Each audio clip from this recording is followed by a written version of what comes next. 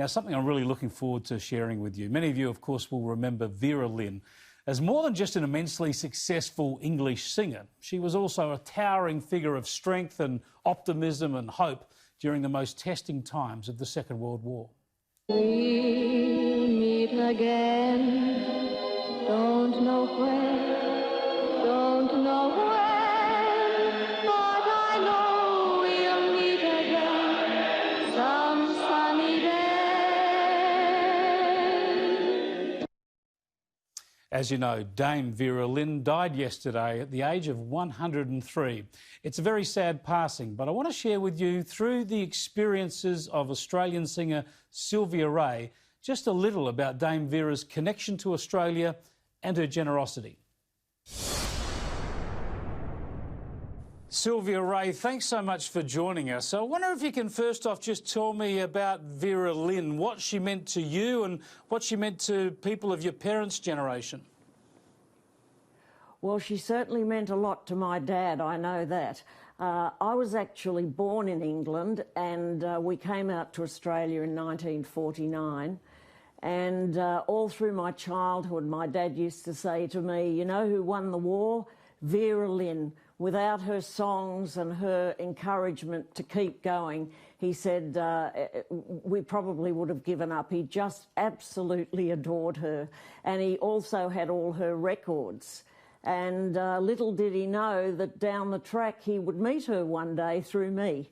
Well, that's the amazing thing, of course. You ended up being a singer, a very successful singer in Australia, and through that you got to meet Vera Lynn. Tell us about the cocktail party you threw for her. Right. Well, in the late 70s, 1979, a group of women in the entertainment industry got together, and we decided to start up an organisation called the Australian Ladies Variety Association of Australia. Now we call it Women in Entertainment, because the other bit sounds a little bit old-fashioned now.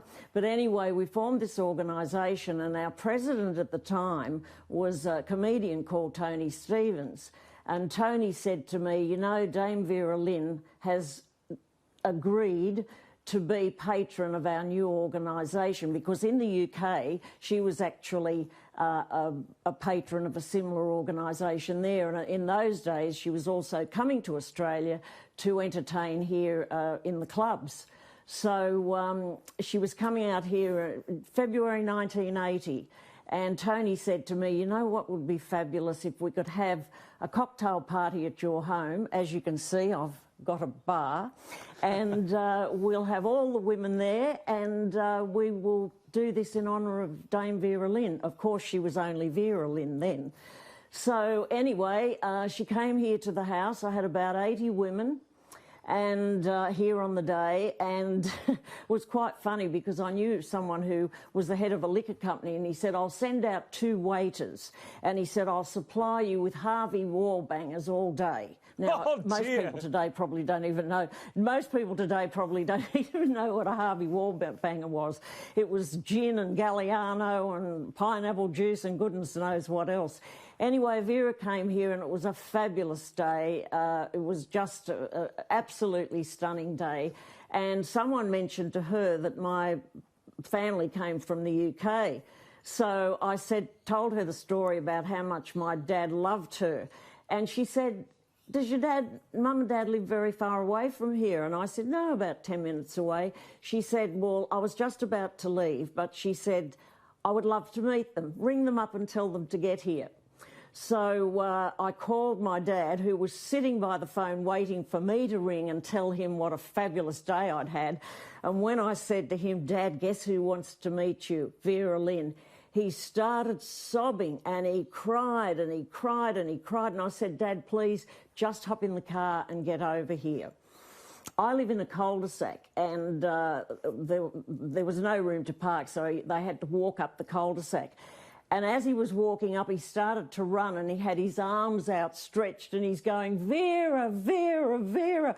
And he was sobbing like you would not believe. So when all the women were out in my front lawn, after all these Harvey Wallbangers, mind you, and he just ran to her and grabbed her face, And she actually started to cry, and Dad was crying, I was crying, Mum was crying, and all the women were crying.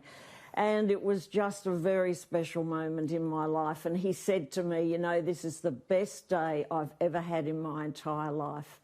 And it was quite amazing, really, that his own daughter, me, actually went to Vietnam and entertained our troops there. So there was another little bit to the story. Yeah, just a wonderful story, and it goes to just how special Vera Lynn is to that wartime generation. Obviously, also to what a close connection she had to Australia and how generous she was. As you say, Sylvia, you performed for the troops as well in Vietnam. You obviously got to meet Vera Lynn, a couple of times. Did you ever get to sing with her? Oh, well, I've got one photo of her here, and we sat at the piano, and Tony Stevens, who was the president, and myself, and we sat at the piano and we sang We'll Meet Again. So that was about the only time I ever got to sing with her, but I've got a photo of that, and it's quite, it means it's very special to me. Yeah, what a wonderful memory. A sad day, but a long and brilliant life was that of Dame Vera Lynn. Thanks so much for sharing your story with us, Sylvia. Thank you very much, Chris. It was very, very special. And my husband actually was the percussionist in the ABC orchestra, and he was a great drummer as well. And he actually backed her in some of her shows here in Australia. So there's another little bit to the story. Wonderful stuff. Thanks so much. Thank you.